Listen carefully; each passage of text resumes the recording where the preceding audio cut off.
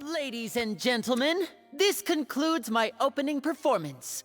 Now, without further ado, we may proceed to the trial of our god.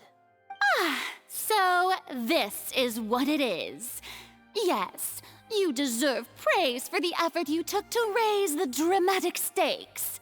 Do not forget, however, that I am Focalors, the god of justice, the embodiment of justice itself. Does it not strike you as even the least bit absurd to bring the very concept of justice to trial? May I interpret these words as your refusal to stand trial? In that case, you will have the opportunity to defend your honor through a duel. You would draw your blade against a god? I see. It seems like you have made up your mind.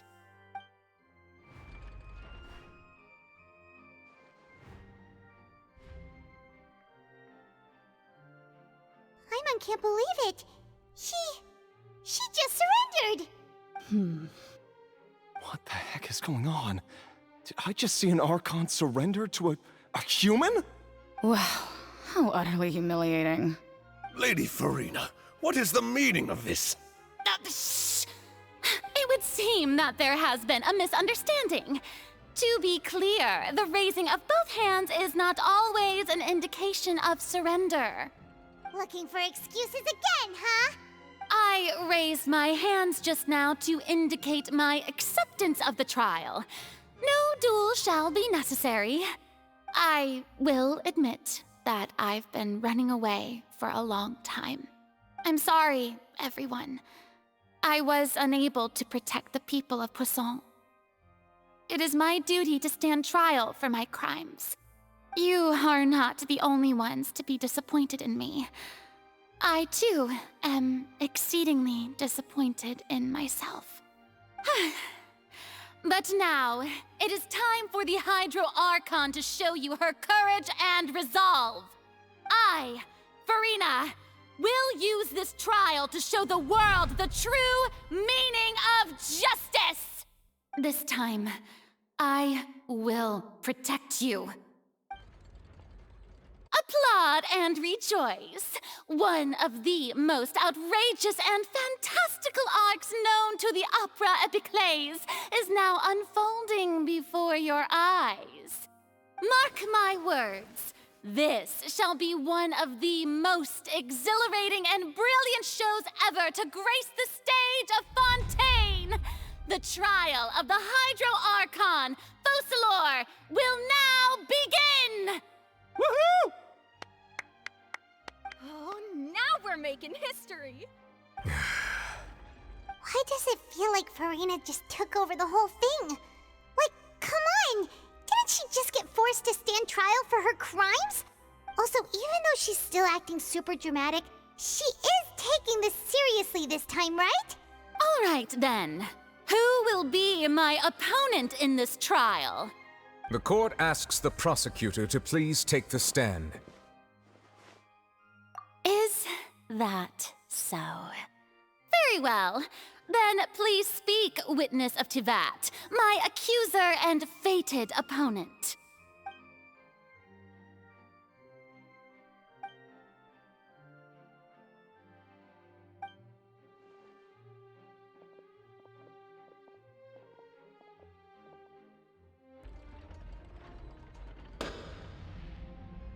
Also, please allow me to ask, as a final question before the trial begins. Just how much work did you do to force me onto this stage? Well, we did do a lot of prep after the meeting that day. I can go over the tasks assigned to the Spina di Rosula, since they were rather straightforward and easy. Navia, the president of the Spina di Rosula. Most of the people who participated in the disturbance this morning were my subordinates. They changed into plain clothes and came to the Opera House as regular audience members, waiting for the perfect opportunity to incite insurrection against you. The people's resentment against their Archon has been building as more and more of the prophecy is fulfilled. A spark was all we needed to turn smoldering anger into a flame. Moreover, according to our understanding and analysis of you, When something like that occurred, you would likely flee the scene and head to Poisson by yourself. So, we arranged for a second group to lie in wait there. So, you mean the ones who scoured the settlement for me were also from the Spina? And their goal was to force you to step into the giant magic box so you may personally participate in the greatest magic performance in all of Fontainian history. That's right. That house was a magic box, rather than someone's residence. As the super ultimate version of the setup that I used when I first performed at the Opera Epiclese, the volume of the box was increased by a whole order of magnitude, and the distance it traversed was the entire gap between Poisson and Araneas. Its cargo, of course, was an Archon instead of a human. My thanks, Furina. Without your help, we could never have pulled off such an extraordinary performance. You're welcome? Of course, this performance was only made possible with Father's support. The House of the Hearth spent a massive amount of labor in Mora to pull this off. We had to select a location, construct the giant magic box, dig a tunnel, and open up a path through the water. It was a lot of work for all of us. So, in other words, the earthquake that we felt within the giant magic box was just a normal tremor from the transportation of the whole house? That's right. It wasn't a sign of another disaster to come. Then, I can guess Neuvilette and Cloran's parts. You gathered a crowd, prepared a stage, and made sure that the champion duelist would be immediately ready for a fight. All so that as soon as I appeared on the stage, the trial may commence without a hitch. Am I right? Yes, that is correct.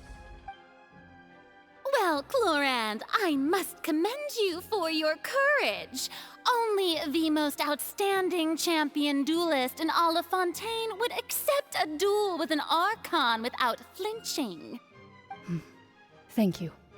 As for you, traveler, I suppose your role was to keep me distracted with conversation once you found me in Poisson.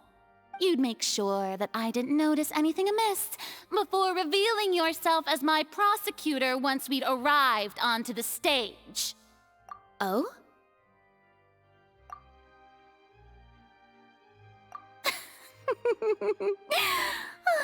Is that so? Then I suppose I must have missed my final chance.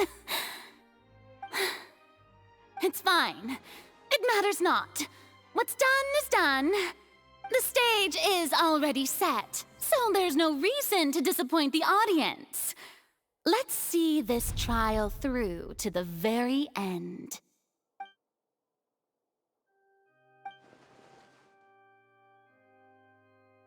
Madam Prosecutor, please allow me to pass this along. This is a document that Miss Charlotte applied for and received permission to share with you during the trial.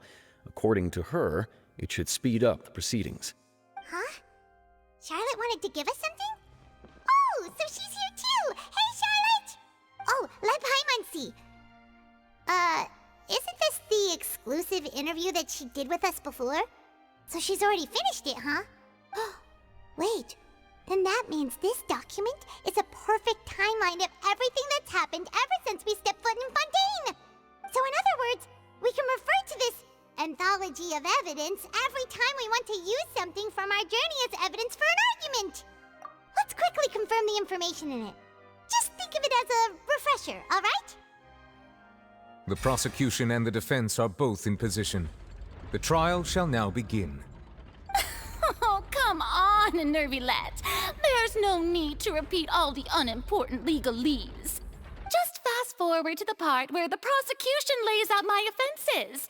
As the defendant and the lead actress of this performance, I still haven't even been informed of my supposed guilt in all of this.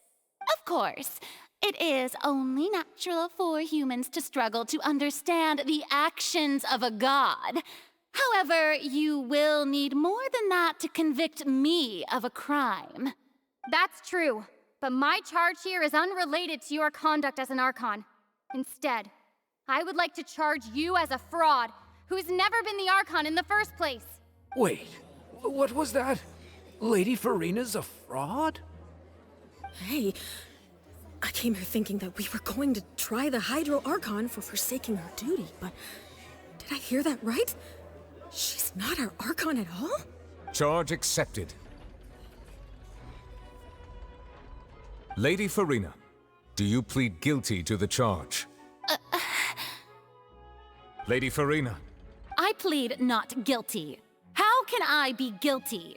There is no way that I, Focalors, otherwise known as Furina de Fontaine, a member of the Seven and the Regina of all waters, kindreds, peoples, and laws of Fontaine, could be anything other than your true Archon. Yeah. Even though Lady Furina can be rather eccentric, isn't it going too far to doubt her very identity? Yeah, I've never questioned her identity either. Sure, Lady Furina can be super irresponsible, but what grounds does that prosecutor have to make such a huge claim? I have cause to believe that common sense will prevail in this case.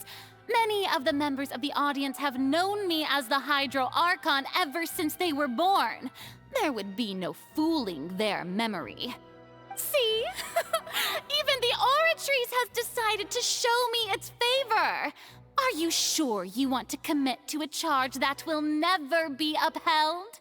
If you wish to drop the case, I can promise you as the God of Justice that you will not have to face trial for making a false accusation.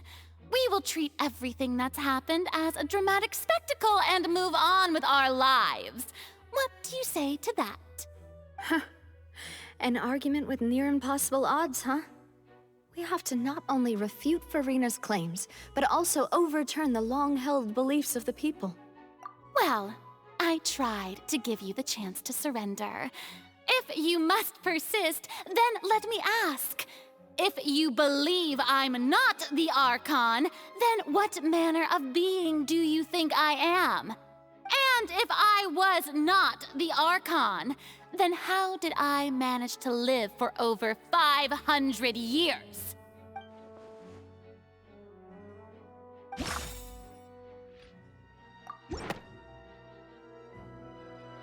First of all, you may be a member of another long-lived race, which would allow you to naturally possess an extended lifespan. And second of all, even if that wasn't the case, there could be other ways to extend your life. Who gave you that idea? Was it the knave?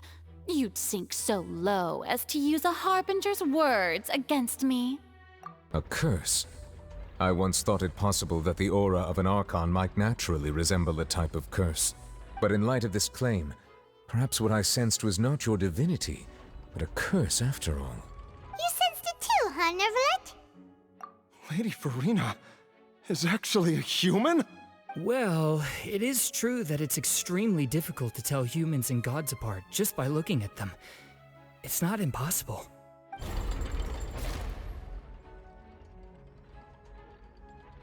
Well, don't start celebrating too early now. Even if I have been carrying a curse like you said, how does that prove that I am merely a human being? Besides, everyone knows that the main difference between a human and a god is the possession of authority. Gods can do what humans cannot. That's why they're worshipped as gods. For centuries, manifestations of my authority have served the nation of Fontaine. One need only to turn their eyes towards the Oratrice Mécanique d'Analyse Cardinal in this very opera house, or consider the endemnitium that is used in every aspect of life.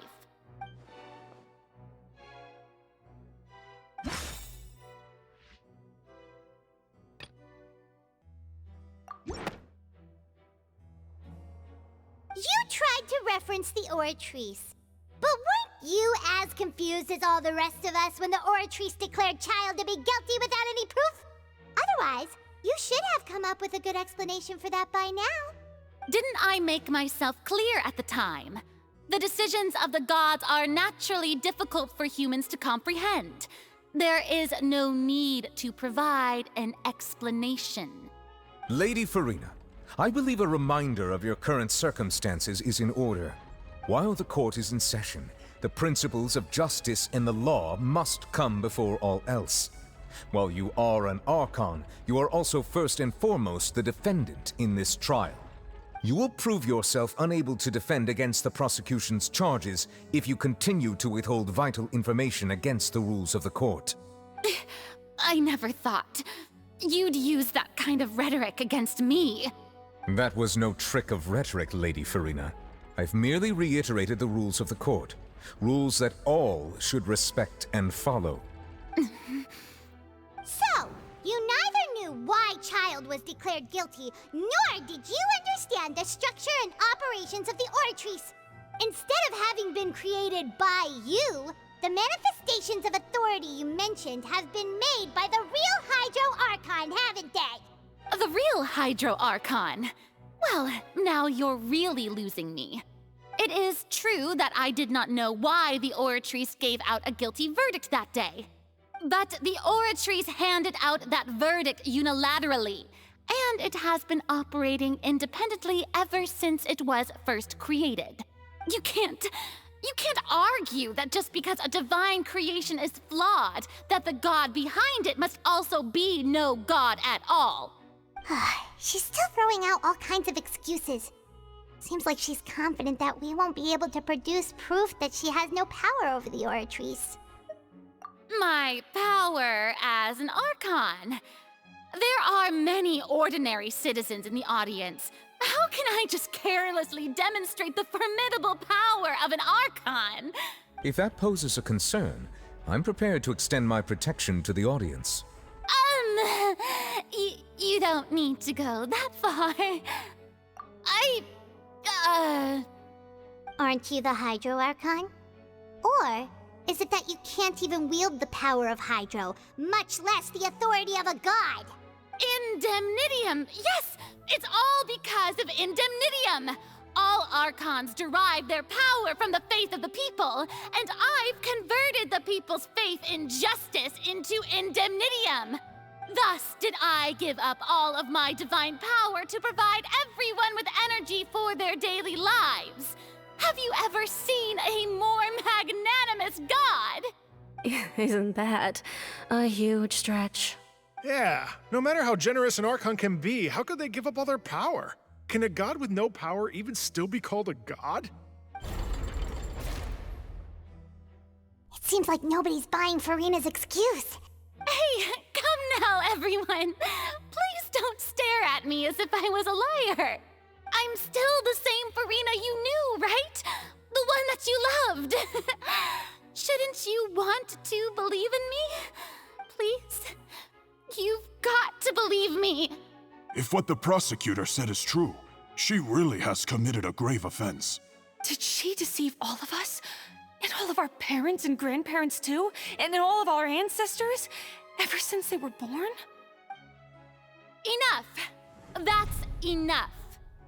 Tell me then, if I'm not the real Hydro Archon, then who is?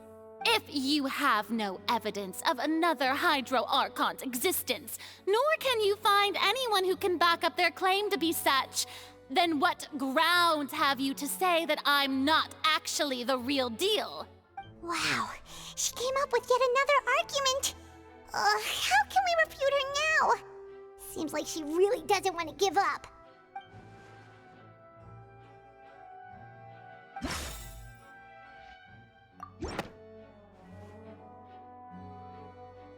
It has been established that all Fontainians can dissolve in water from the primordial sea.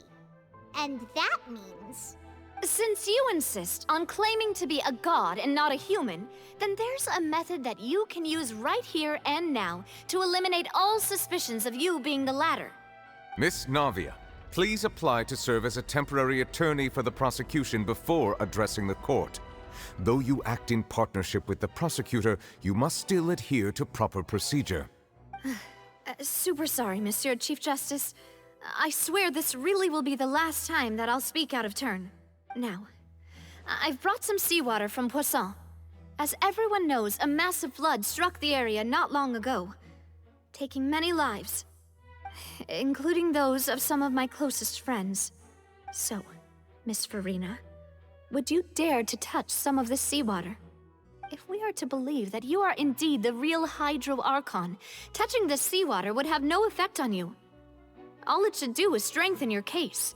But if you don't dare to touch it, then we would have basically proved the reverse. Oh, and I must remind you that after the disaster at Poisson, nobody wants to see any more people dissolve. I do hope you'll act prudently and choose the simpler path of admitting guilt. Navia from the Spina di Rasula. The Spina has governed Poisson for many years. I guess her suggestion is valid. If Lady Furina is indeed just a human, she's probably Fontainian like all the rest of us. Would she really dare to try?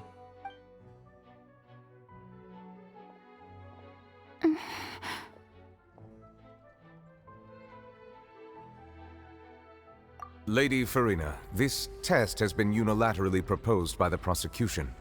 As it falls outside the realm of standard court proceedings, you possess the right to decline participation. Well, of course he had to tell her that. But refusing to participate is basically the same as a confession of guilt. She's just staring at the water without saying a single word. It really does seem like she's quite terrified of it. That could only mean... What's going on? Is she really planning to... that's not what we thought she would... Due to the inherent risk of the test, Lady Furina, you may... Hey!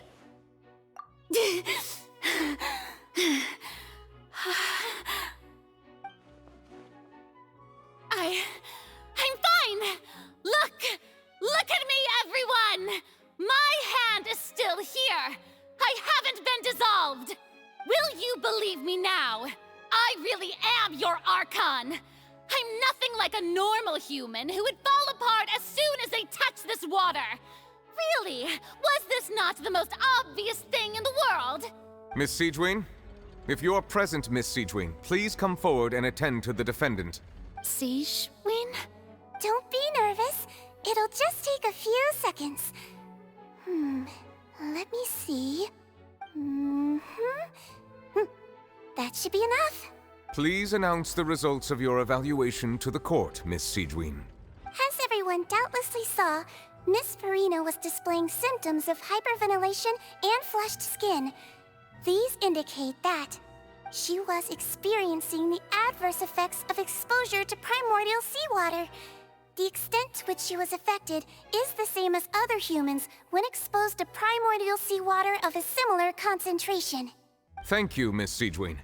Lady Furina, you may return to the defendant's stand.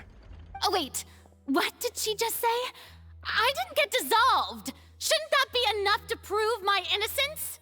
Well, considering your tendency to run from your problems, we did originally prepare a direct sample of the seawater around Poisson. However, after extensive discussion, we exchanged it for a sample that is not concentrated enough to dissolve an actual human. After all, on the off chance that something entirely unexpected might occur, we don't want anyone else to lose their life to the sea. Yeah, so out of regard for Furina's life, you secured a low-concentration sample and asked the head nurse to serve as an expert witness. It's a great thing that the direct sample wasn't actually used. Furina could have... I can't believe... You...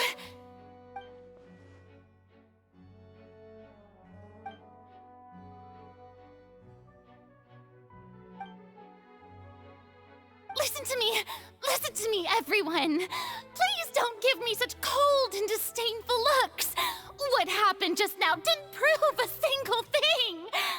Think about it! How can you conclusively prove that an Archon can't also be affected by the primordial seawater? Also, if I was really just a human, why would I dare to just put my hand in that kind of water?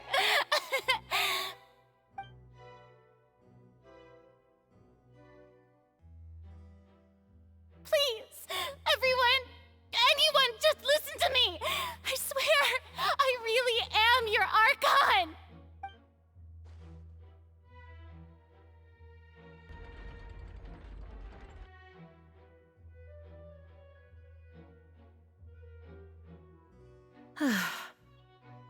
don't think anything she says at this point will sway anyone. The odds are just too stacked against her now. With all the things that have been said, Paimon doesn't think there's any way left for Furina to win.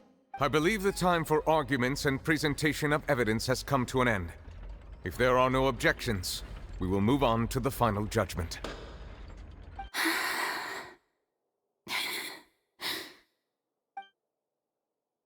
I don't think anything she says at this point will sway anyone. She's too stacked against her now.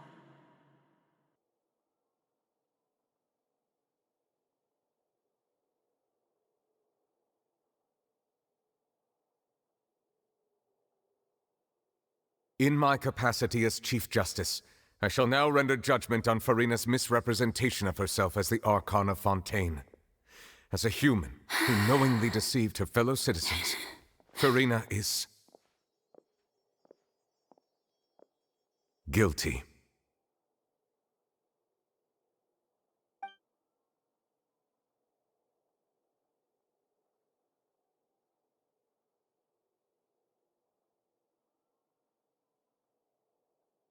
We shall now turn to the Oratrice Mécanique d'Analyse Cardinale to render the final verdict on the charges.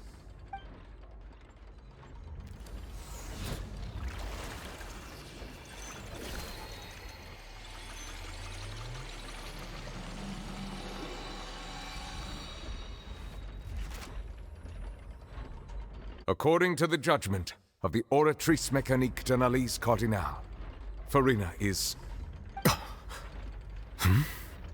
Well, what's wrong? What's the Oratrice's verdict? No, the Oratrice also displays a guilty verdict.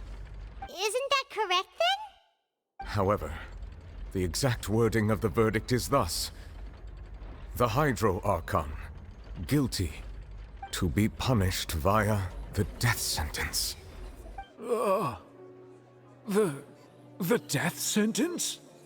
That's actually one of the available sentences? I've always thought that it was just a myth. The one and only time the death sentence has been handed out at the court, and it's been given to the very person we've worshipped as the god of justice? What an unexpected twist. Furina's been sentenced to death by the Oratrice? We just wanted to use the trial to show her the seriousness of things so she'd tell us the truth. How did things escalate this quickly? This outcome is indeed quite strange. According to Fontaine's current definitions of justice, as well as its recommendations for criminal sentences, is this sentence really appropriate for the crimes that have been committed? Yeah! Even Fauché wasn't sentenced to death by the Oratrice. You know, the real evil mastermind behind the serial disappearances case. Indeed. Not only is Furina's sentence overly excessive, the very point of our trial today was also to prove that Furina has never been the Hydro Archon in the first place. But now, the Oratrice seems to have deliberately invoked the title of the Hydro Archon. What does this mean? Excuse me, if I may interrupt. Is the trial still going? Fremine! Oh, you finally made it. I assume this means you've completed your mission? Mm-hmm. Any mission Father assigns to me will always be top priority.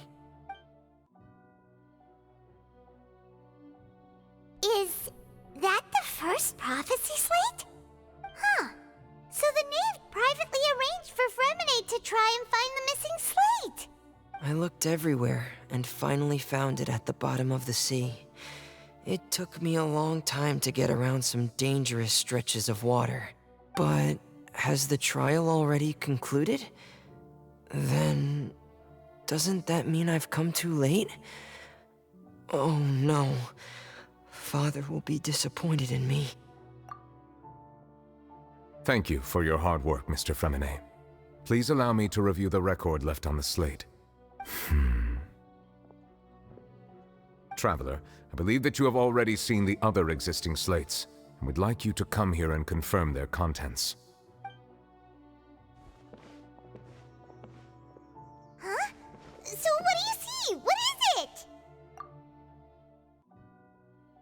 I believe I have now made sense of the Hydro Archon's crime. It has to do with Fontaine's lost history. Huh? Isn't the Hydro Archon just guilty of deceiving her people? Oh, wait, no, that's Furina, and we've already proven that she's not the Hydro Archon. So when you say Hydro Archon, do you mean the real Hydro Archon we've been kinda talking about? In truth, everything that you've encountered in Fontaine up until this point can be traced back to the contents of these stone slates. However, I'm uncertain as to how much sense they currently make to you. Okay, let's try to recall the contents of the other 3 stone slates. Paimon will do her best to help you remember.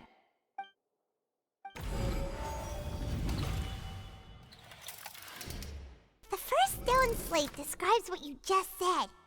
It seems to show the previous Hydro Archon using her divine power, and then the Oceanids turn into humans. Does that mean that Fontainians are transformed Oceanids? Oh, Paimon wasn't expecting that. But if Oceanids can turn into humans, then perhaps this process can be reversed as well. The second stone slate shows Celestia floating in the sky, and the Hydro Archon and her people worshipping it together. But the heavens still brought judgment down upon them. This must be the point when the Hydro Archon and the Fontainians were branded with their original sin. Does this mean that the original sin and the Hydro Archon sin are the same thing? The third slate shows the Hydro Archon sinking into the sea surrounded by many people. Huh. That reminds Paimon, didn't we also watch that happen to someone else? Well, the fourth slate is the prophecy the Fontainians have been talking about. People dissolving into the sea, the Hydro Archon crying on her throne, and so on. We didn't believe that such a crazy disaster could happen at first, did we? But after that incident, it was just a question of when and not if.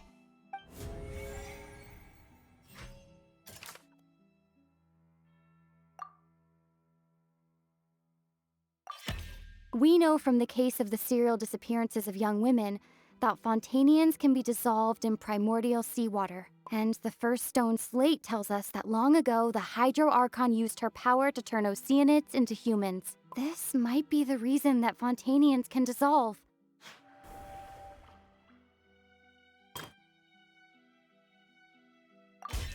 Perhaps what is about to take place has all happened before. The true sin of the Hydro Archon that Neuvilette mentioned, and the original sin cast down on the people of Fontaine by Celestia, as recorded on the stone slates.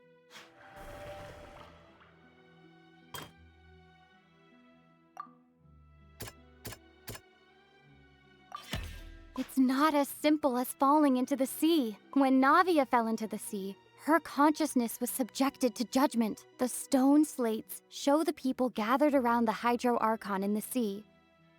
Could that be alluding to the same thing?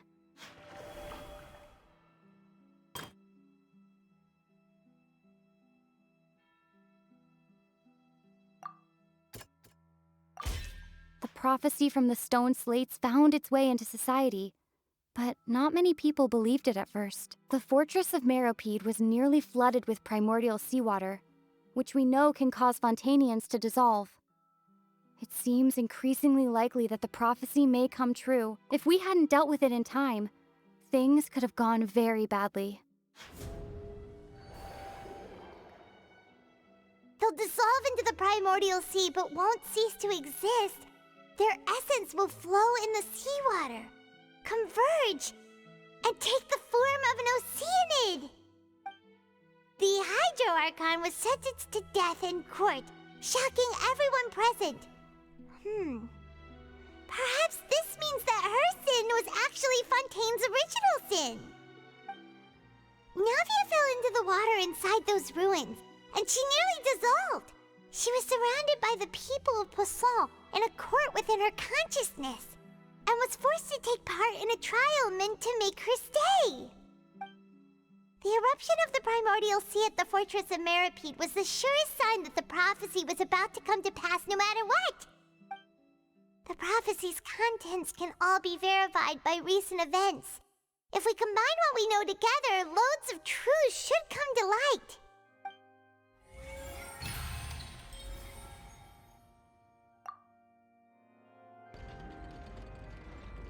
Huh? Oh, Paimon gets it now! So that's how you can make sense of it! But about to share some truly shocking revelations. Let's hear them. Incredible. Linny, did you hear that? We're not real humans.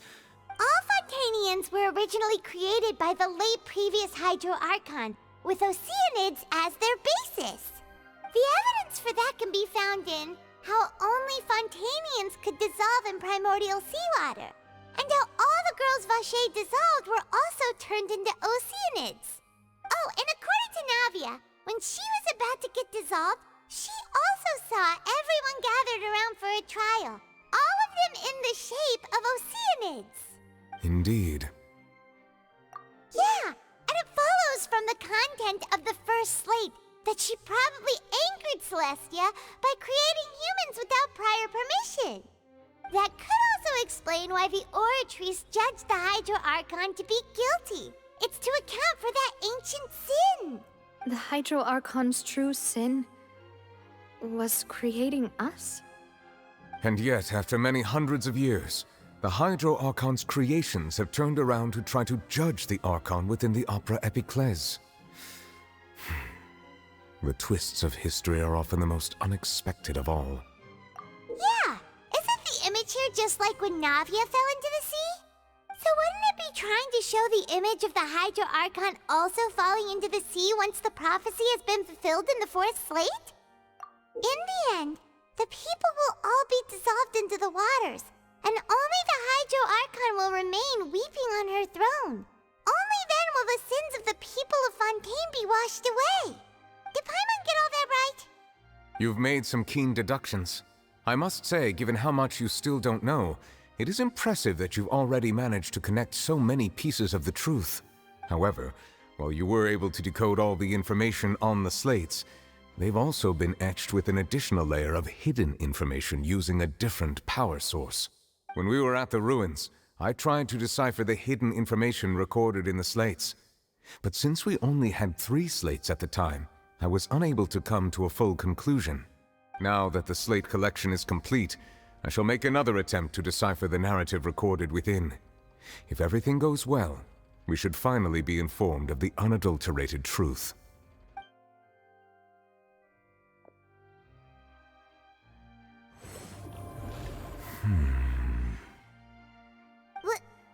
Well? Did you get it? I believe I should share this truth not only with you, but with all the people of Fontaine as well.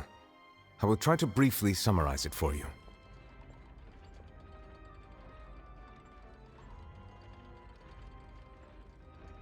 Your hypotheses regarding the origin of Fontainians and the sin of the Hydro Archon were both correct. In the Fontaine of old, the previous Hydro Archon sensed the yearning of her Oceanid familiars for life on land. The Oceanids were enamored with the beauty and romanticism of human beings, and wishing to have those experiences for themselves, expressed to the Hydro Archon their desire to become of a similar kind. However, even though water as an element is intricately linked with the power of life, the Hydro Archon, as one of the 7, did not possess the authority to create a new form of human life.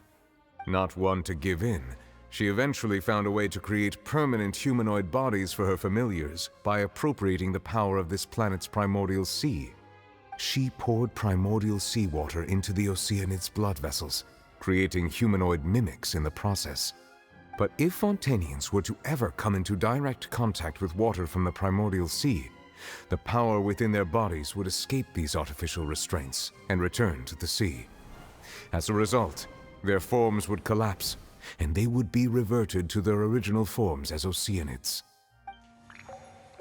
Of course, the Hydro Archon never received permission from the heavenly principles to create a new human race. And thus, the Hydro Archon and all of her creations came to shoulder the original sin of appropriating the power of the primordial sea. That is the true history of how the people of Fontaine first came into being. So we were all Oceanids before we turned into human beings? That's way too much information for me. I think I'm just going to pretend that I never heard a single thing. Wait, but if that's the truth, we can't let the Hydro Archon be sentenced to death. After all, her only sin was creating us. This really might be too much information for your regular Fontainian, but it does answer a lot of our questions. Alas, your hypothesis regarding the third and fourth stone slates was inaccurate. The slates' respective positions are, in fact, correct. A key point of the visual on the third slate is how all the individuals depicted in the water are humans rather than oceanids.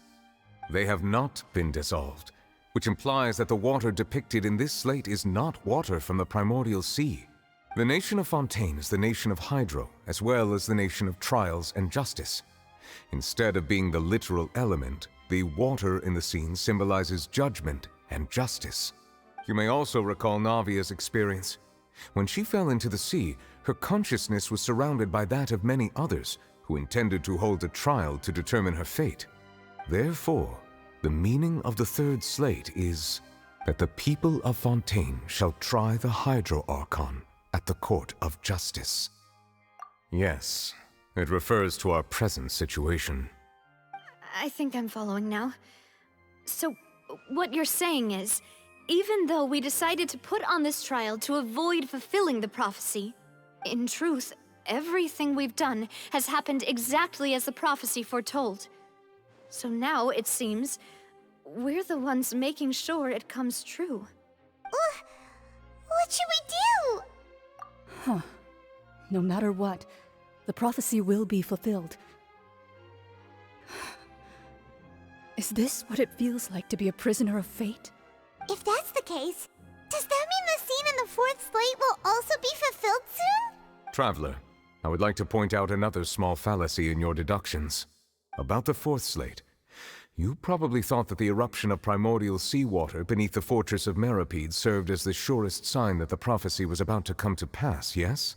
However, I believe that rather than being a sure sign, that eruption could in fact only be a small warning of something far worse to come. As for the root cause of the catastrophe, I believe you've already encountered it once before.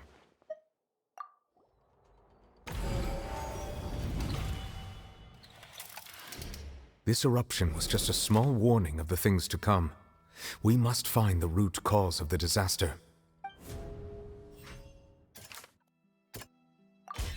It was both dream and reality. If we're talking about a true culprit, that could only be that thing inside the primordial sea, right?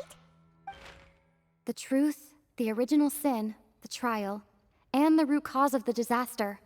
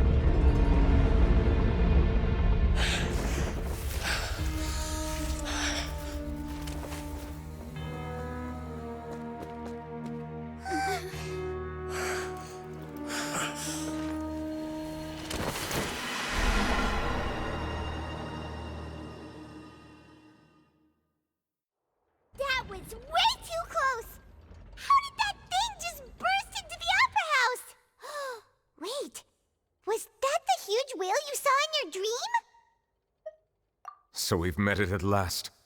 I understand very well why it has chosen to make an appearance here. That whale does not belong to Teyvat. It is a monster that has traversed the stars, weeping all the while. It has been greedily consuming the energy from the planet's primordial sea, using it to grow. That is the main cause for the rising sea levels.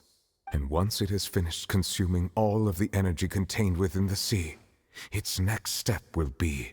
You said that when the Hydro Archon first created Fontainians out of Oceanids, she filled their blood vessels with primordial seawater. Precisely. That whale finds the blood of Fontainians nigh impossible to resist. Therefore, when it left the primordial sea, it decided to make its next stop a packed opera house full of food. Food in the form of Fontainians.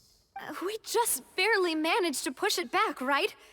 In that case, won't it come back to target the people again once it's managed to recover its strength? That is correct.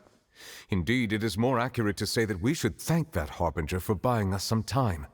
Without him, the whale would have likely come onto land far sooner. From the way he looked, he must have been fighting the creature for quite a long time. That battle maniac. We've always known that he had a special connection with that whale, but we definitely didn't expect it to help us out like this. Anyway, now that we know that this whale is the actual cause of the disaster recorded in the prophecy, all we need to do to stop the prophecy would be to find a way to beat it up, right? It is too late. It had already absorbed too much of the primordial sea's energy before we could notice it. At this point, it has become practically integrated with the sea itself. Even if the entirety of Tevat were to be destroyed, it could still survive and swim off towards some other world. That's not something I will accept. We've already done everything we can, and we even found the true culprit. We've come so far. You can't just tell me that the last hurdle is some impossible foe. That's just not fair. Indeed, that's not how a grand performance should end. I'll fight it to the end, no matter what. So the prophecy will be fulfilled no matter what, huh?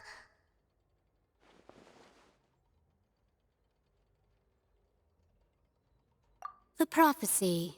Yes, what has been prophesied will be fulfilled. You may view such things as the history of the future.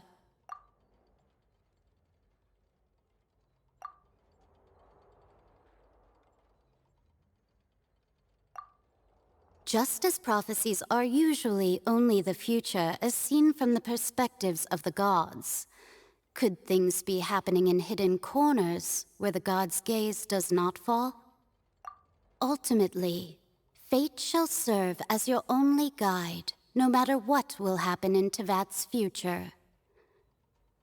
All you need to do is to play your part.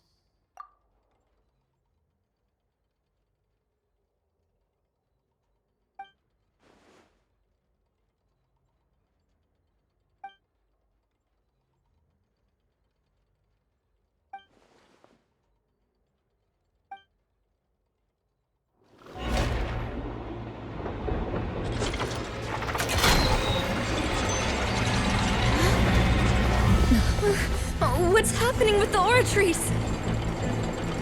I believe it is preparing to carry out the death sentence.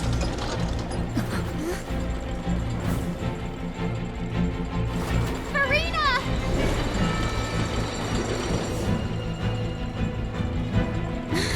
No, I still need answers.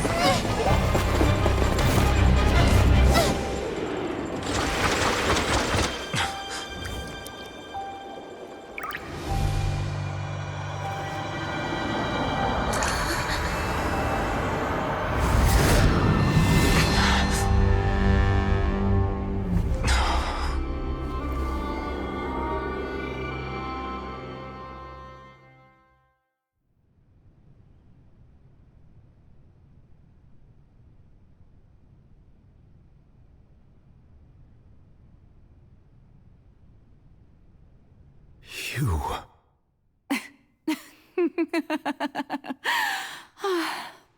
Sorry. That shocked expression on your face is just too amusing. I couldn't help myself. You are not Furina. Who are you? The sweet sound of bewilderment. Marvelous. A sure sign that my attempt to deceive everyone was a resounding success. But to answer your question, I am Focalors. You know, the god. Focalors, why did you deceive us? Oh, that wasn't my goal, of course. Goodness, no. But I had to fool everyone else too, if I was to stand any chance of deceiving the heavenly principles. Deceiving the heavenly principles? It's all because of that pernicious prophecy. Dreadful, wasn't it? Everyone doomed to dissolve. Fontaine condemned to be flooded. One was not amused. In fact, one was positively bemused when that problem was thrust upon me by my dearest predecessor. That's the former Hydro Archon Egeria for the uninitiated.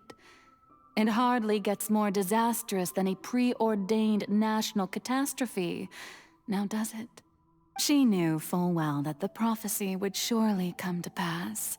And as one of the seven, she also knew full well that one defies the heavenly principles at one's peril. So yes, as you have no doubt surmised, it was a rather impossible situation that I found myself in. I spent a terribly long time mulling it over, alone on the ocean floor. And I was almost growing barnacles by the time I finally realized there was only one possible solution to this confounding conundrum. I had to outwit the heavenly principles, allow the prophecy to be fulfilled, ostensibly at least, while saving everyone at the same time. I'm a genius, I know. I can only assume that's why Egeria chose me as her successor. Although, looking back now, it was hardly the inheritance one dreams of. Between the task of saving the nation, the quotidian duties of the Hydro Archon, and not to mention the original sin of creating a new race of humans, I dare say she left me quite a colossal mess to clean up. But one can only play the hand one is dealt. I did not choose this, any more than I chose to be one of her Oceanid familiars. So you were also once one of the Oceanids, transformed into a human by Egeria's hand? Yes, I was. I always dreamed of becoming human. And I still do, even now. In my eyes, to be human is to be part of the greatest opera ever known. After becoming a god, I separated my divinity from my body and spirit, leaving behind only a self that was as naive and bewildered as my past self on her first day as a human being.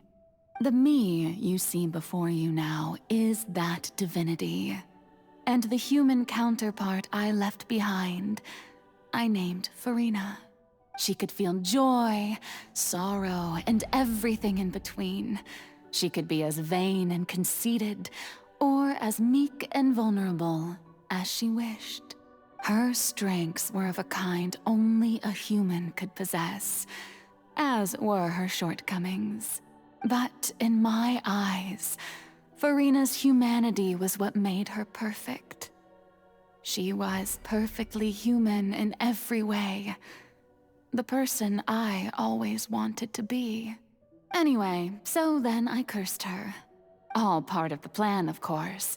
The plan to deceive the heavenly principles. Do you still remember the final scene of the prophecy? The Hydro Archon alone, weeping on her throne.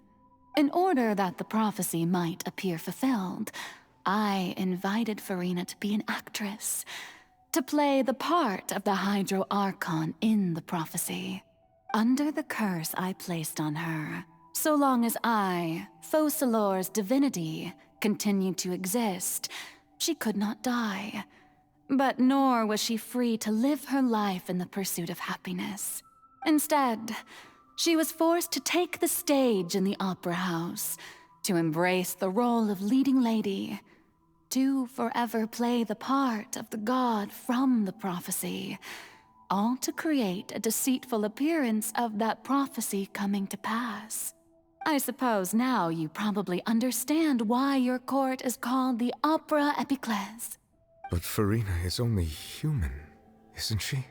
Even though she has had a long life, her mind is no stronger than that of any other ordinary human being. I cannot begin to fathom what she has had to endure. It must have been torture for her. It has indeed. And although she is, in a sense, me in human form, I most definitely owe her an apology for it. It's been 500 years, and all along, she's been playing her part in the most unimaginably long, unbearably lonely, and agonizingly painful opera of all time.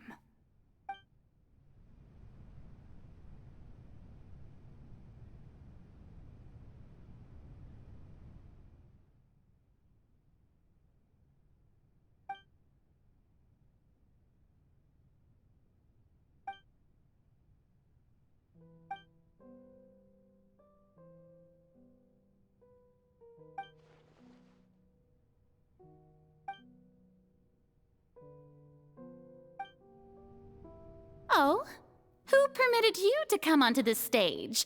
Now, I understand your admiration for my august self, but I must ask you to keep to the rules. All right. It is not my intent to reprimand you.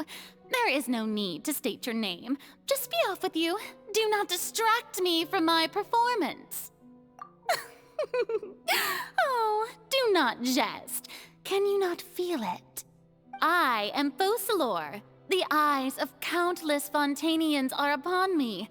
I must, at all times, display the utmost elegance and nobility.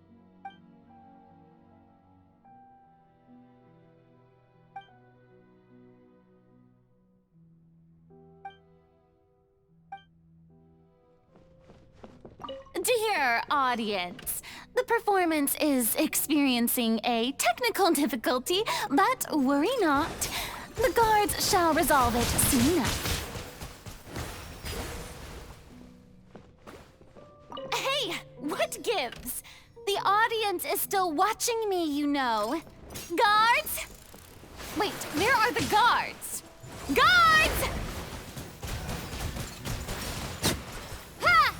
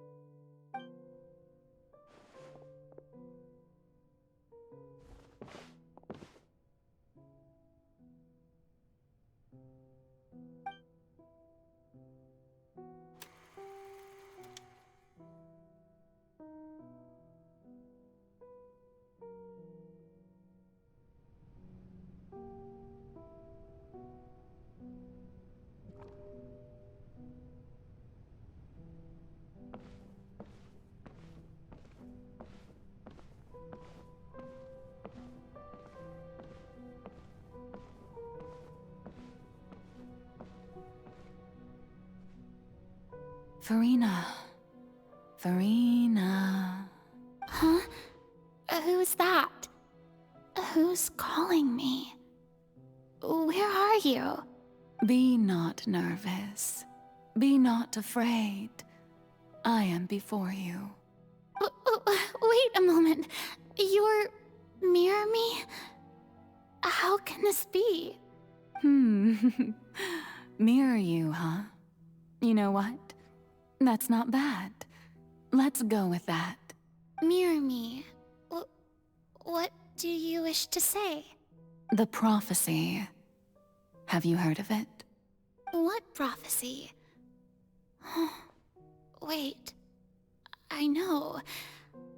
I think. I don't know why, but it's in my head somehow. The people will all be dissolved into the waters, and only the Hydro Archon will remain, weeping on her throne. Only then will the sins of the people of Fontaine be washed away. Oh, very good.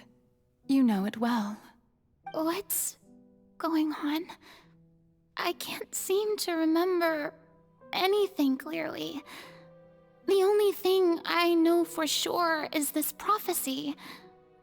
Will it really come to pass? Yes, it will. And that is why I've come to you. Disaster will come to Fontaine sooner or later. Things will develop just as the prophecy declared. There is no escaping it. But doesn't that mean everyone will die? I'm a Fontainian just like them. Will I dissolve too? Oh, don't worry. Magical meetings exist in this world precisely to give people a chance to turn things around. It is the reason why you met me today. I will tell you how to save everyone, but you may have to suffer somewhat. Oh, so there's still hope after all. Goodness, you frightened me. You spoke so much and with so much certainty. As for the suffering, well, I will admit that the first thing that came to mind was, why do I have to be the one to suffer? But if the prophecy will come true, I'll also die anyway, right? So if I've already met you as my magical meeting in this world, if there were scales, with all the people of Fontaine on one side and my pain on the other, is it not obvious where the scales should tilt? You truly are the perfect human, my ideal. I suppose this would also be the justice that belongs to you. Huh? Don't worry, it's nothing. Listen well. Fontaine has just lost its Hydro Archon. I need you to play a role, that of the new Archon. Play as a god? That's right. You must begin a never-ending masquerade. You must never let anyone suspect your identity. If you can keep it up, then I shall have my way of defying this prophecy. But should your identity be revealed, then all hope will be lost. But how will I do this? A human assuming the role of a god without being exposed. Don't worry. What you must do is not to turn yourself into a real god. You simply need to play the role of a god as humans imagine them to be. Being a human yourself, I'm sure you already know what such an entity would be like. Remember, your true challenge will not be pursuing divinity, but contending against humanity. I'm still not sure I understand, but I'll try. I'll try to do this. So, how long am I going to have to play this role? To accomplish this mission, you will have to stay on the stage for many, many years. You will endure and not grow old until your task ends. But I promise you, all will eventually end in a magnificent and dramatic trial, and everyone will be saved. A trial, huh? How exciting. I'll be looking forward to it.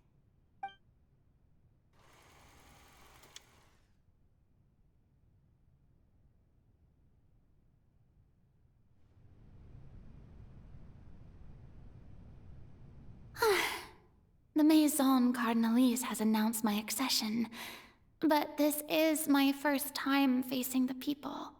What should I say to most appear like a god? To be honest, I still don't know. Perhaps I should first try to act natural. Ladies and gentlemen, good evening, and welcome to the Opera Epiclese. I'm sure you've all heard about how I have taken on the role of Hydro Archon. Indeed, I am Furina de Fontaine, your new Archon. In truth, I know little about becoming a nation's new god, but it will be my honor to guide you all. As the god Focalors, the god of justice, I shall do all within my power to lead you into an age of fairness and justice. Once again, thank you all for coming. If you should have any questions or suggestions, please send them to the Maison Cardinalise. The future of Fontaine will require us to work together, after all. This should do it. I thought I might stammer, but thankfully, I was able to convey my thoughts just fine. Okay, and next. That's the new Hydro Archon. Is this some kind of joke by the Maison? I would have thought that a being that surpasses humanity would be a bit more assertive. Hey, did you hear that? She even told us to send her suggestions there at the end. Shouldn't gods be all-powerful? She's being so modest. What's the difference between her and an ordinary person, then? If you ask me, perhaps the succession didn't actually happen. She might just be a Maison-backed puppet. Wait, what's going on? Why is everyone suspecting me of being a fake? Oh, this is bad. If I get exposed here, there'll be no saving the people from the prophecy. Right. Mirmi said that I just need to play the role of a god as humans imagine them to be. Calm down, Furina. Think. What do the people want? How would they imagine a god to speak and act? Assertive, with a strong sense of presence. One who can dispel all doubt. That is the character I'm fated to play.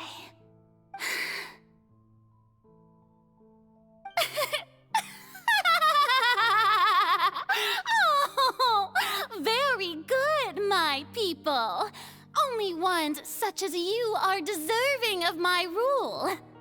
Now, I was wondering if some weak puppet were to one day come onto the stage and claim ownership of this opera house, would the children of Fontaine follow them? Well, it seems that you would all see right through them. Having passed my test, you are qualified to witness wondrous trials alongside my august self, here in this opera house. You may consider my previous act a door gift of sorts. I thought it was a debut that suited the atmosphere. Now then, let us be reintroduced. Ah, so that was just a performance. How could I have forgotten that we were inside an opera house? Her personality. It's quite shocking, to be honest, but I suppose it's a better look than before. Such a fascinating and bold deity. How wonderful! Our future may yet be bright after all. It seems I've turned them around. Best follow this flow and restart my accession speech. My dear people, whether you acknowledge me or not, whether you trust me or nay, I say to you, keep faith in your ardor for justice. We have heard it said that this nation's sins can no longer be washed away. Well, I say that justice is most fragrant when it blooms amid sin. The scales of justice should not weigh heavy in the hands of its God. On one side, it must carry fairness and justice. And on the other, praise and applause. May law be the prayer on our lips. May judgment be our worship. Let us light the fires and drink to the future of Fontaine. There is no trouble in this world that justice cannot solve. All that is needed is for you, my people, to believe in it, heart and soul. So long as I, the Archon Focalors, stand within the Opera Epiclese, so long as I stand before the Oratrice, I shall even judge the gods of this world!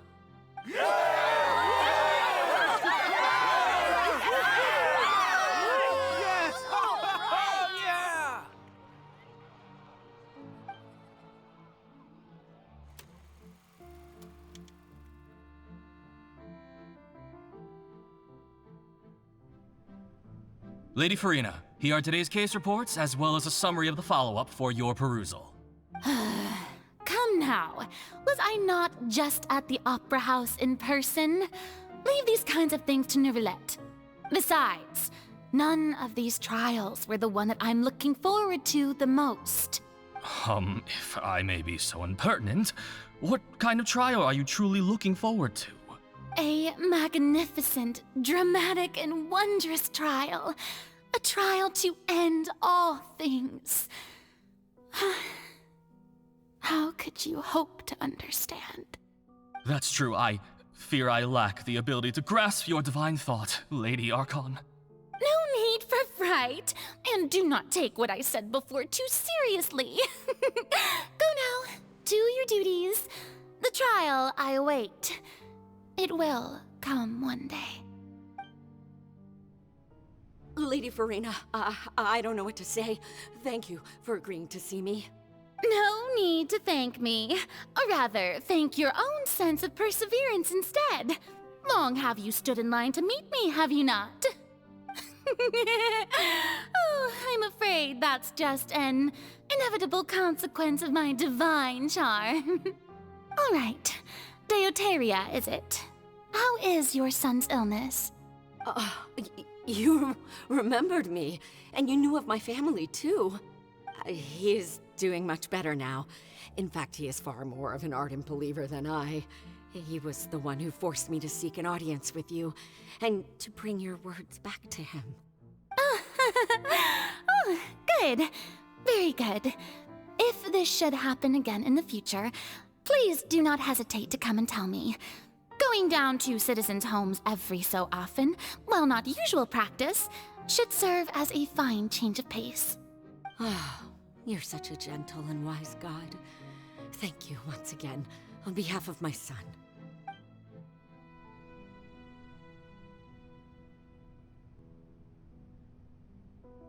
Lady Furina, here are the latest hydrological reports. As for the specific parameters you asked to take note of, I'm afraid things still don't look good. I see. It's as I thought then. As your god, I did already expect this, but I wanted to see how far your human wisdom would allow you to analyze it. All manner of signs indicate that the prophecy will still come to pass. Forget it. That's not something you need to worry about right now. Well, as I understand it, the Fontaine Research Institute is also trying to find a way to counter the rising water levels. Really? Have they found anything? I'm afraid that they haven't found any effective solution thus far. Oh, is that so? Well, no wonder. This issue has reached the realm of the gods, after all. Still, their spirit is praiseworthy. The day is finally over. I haven't had a moment to breathe this whole time. But it's good to see that everything's getting on track. There are no longer any voices of suspicion. Maybe this is fine. I just need to keep going, and everyone will be saved. All right, Furina, don't think too hard about this. You need rest. Tomorrow's a new day.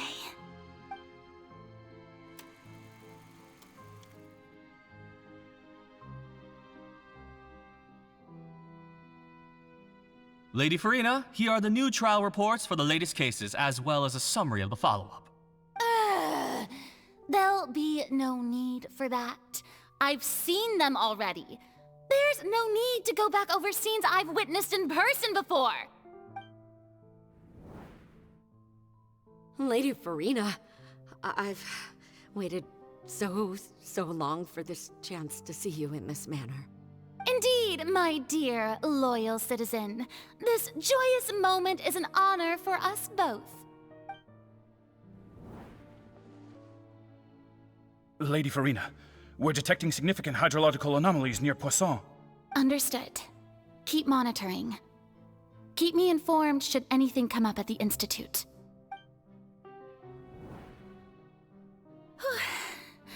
I don't think I let anything slip today.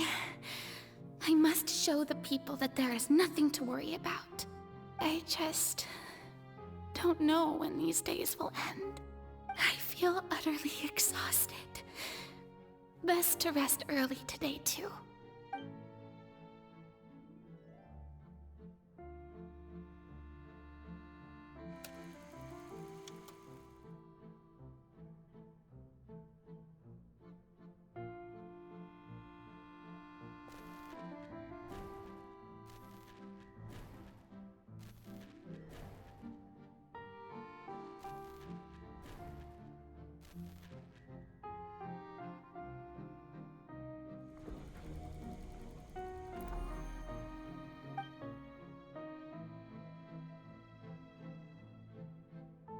Lady Furina, it's like a dream being able to speak with you up close like this. I've heard that the first member of our family who was honored to receive an audience with you was Madame Deoteria, almost 20 generations ago. And what a fine family yours is indeed. It brings me great joy to meet such a faithful believer, a descendant of a line most ardent. Surely you exaggerate, Lady Furina. My lady? What is it, good citizen? Oh, are you crying? Oh, really now? I didn't even notice. This must be the overflow of hydro from my person. Well, can't quite help being the god whose dominion is the waters, can I? No wonder. No wonder. A manifestation of your power, then. Oh, Archon, I am honored to have witnessed it. Honored indeed.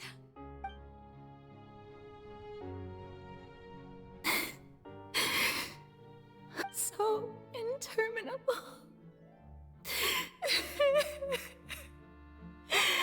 So lonely. Just how much longer? Hundreds of years must have passed by now. Perhaps the show must go on for hundreds more. I never imagined that it would hurt so much. Have I reached my limit? No. Perhaps I reached it long ago. Today I didn't even notice my own tears. I want to tell someone, anyone, about this. But would that not destroy all I've done so far? I've conducted so many investigations across the centuries. But there's not even a sliver of hope that we might break the prophecy. All I can do is keep heart. I must maintain this act. It is the only way to save Fontaine.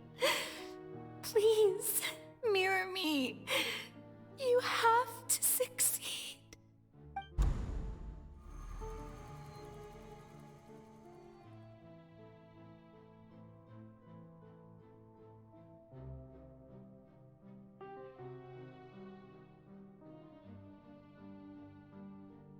Furina, you don't have to shoulder this burden alone.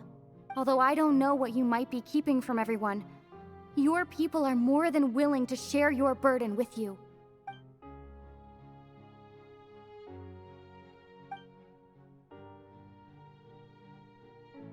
Share my burden.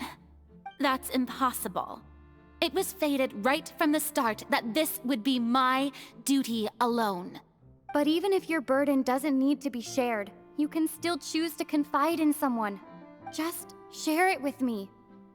I'm what you'd call a witness. A witness? Yes, I've heard that you came to Teyvat from beyond the stars, yes. In other words, you never belonged here. And if Teyvat is, in its entirety, a show on a stage, then you're just a spectator, aren't you? If that's the case... She's right. I could confide in her, couldn't I? But if things don't play out as expected, the people of Fontaine will be the ones to pay the price. No, Furina. You shouldn't be selfish. But what if it's really alright? Furina, you've worked so hard for so long. Surely it would be okay to put yourself first for once. Just this once. Is it such an outrageous thing to do anyway? To find someone in whom you can confide your frustrations and sorrows? Surely it could not hurt. If you let this opportunity slip through your fingers, it might never come by again. Think about it long and hard.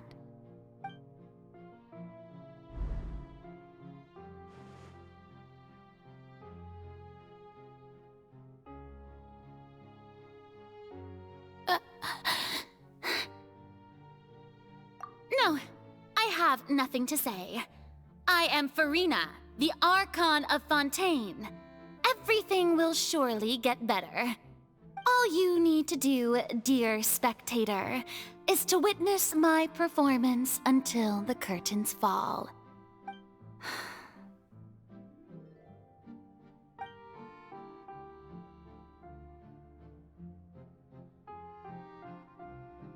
Fine.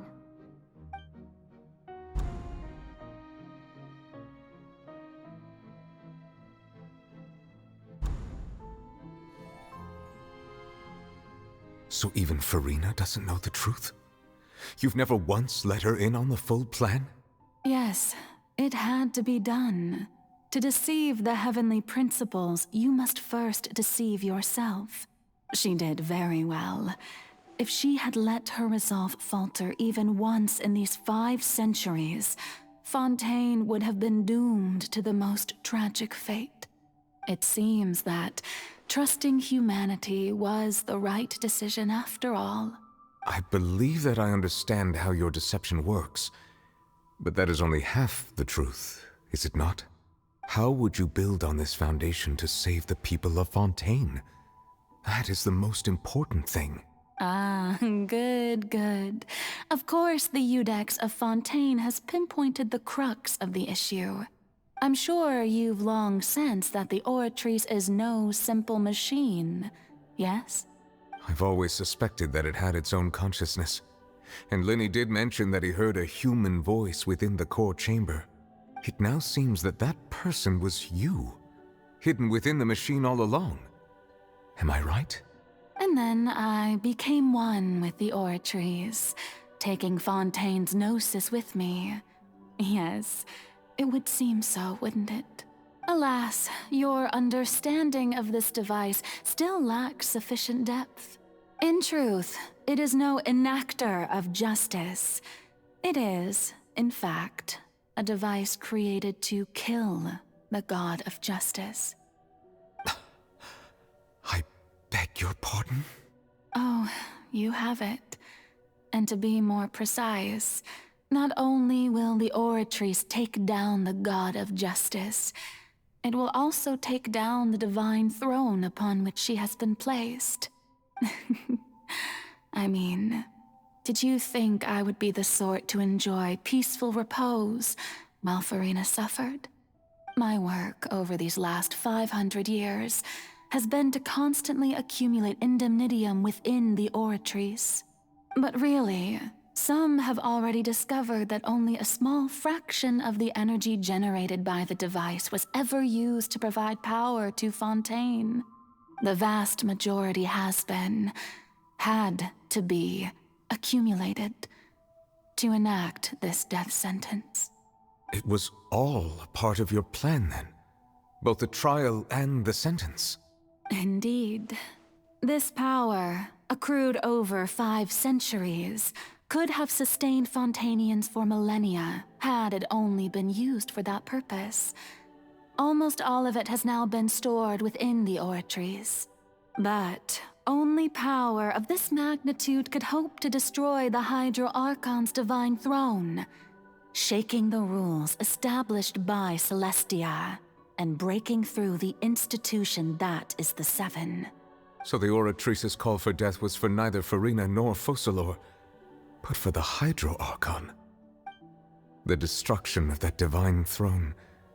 If I do not misunderstand your intent, you must be... Returning what's rightfully yours to you, of course. In other words, this was all done to return the authority of the Hydro Archon to the Hydro Dragon of this planet. But...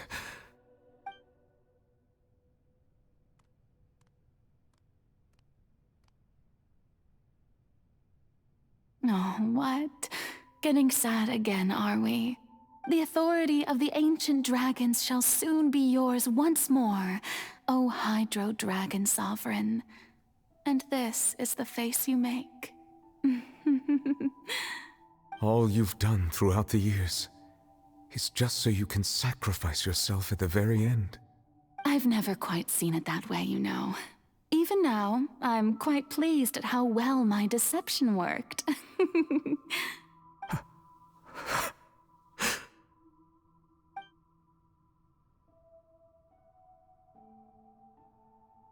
Hydro Dragon, don't cry. I must say, had it been within my rights, I would have loved to judge the heavenly principles themselves.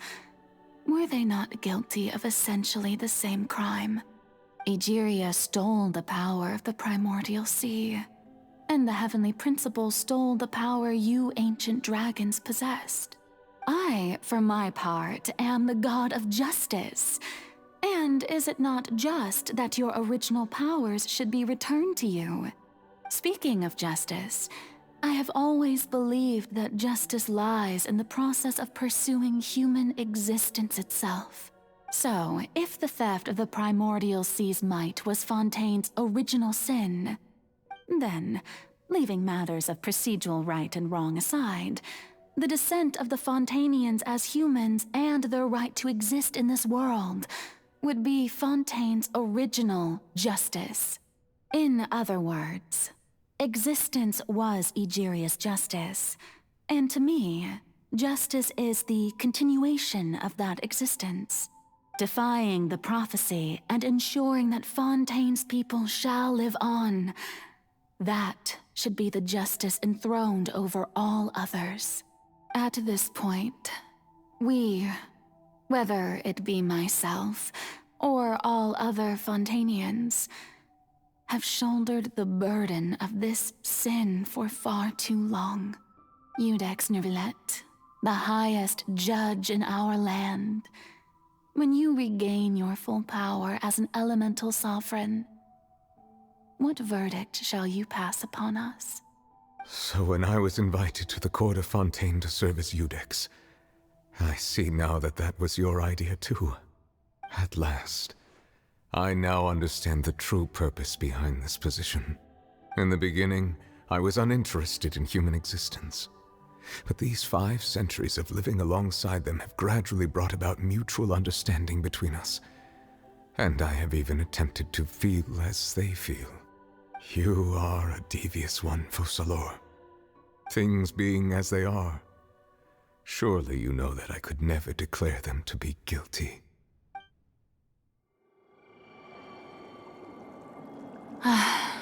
The hour of my execution is almost here. For the sinner, the curtain call has come. I know I may not sound it, but faced with death, I find myself a little afraid. Perhaps this is one thing both gods and humans have in common.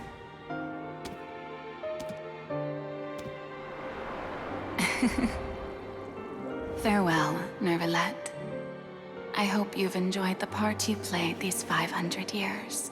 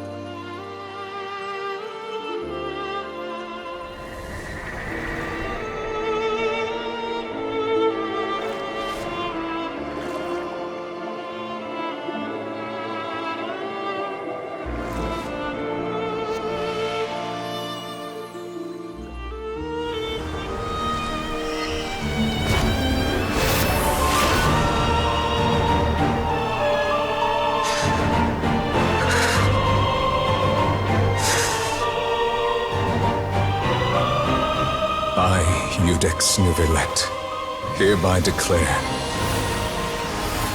people of Fontaine, your sins are forgiven.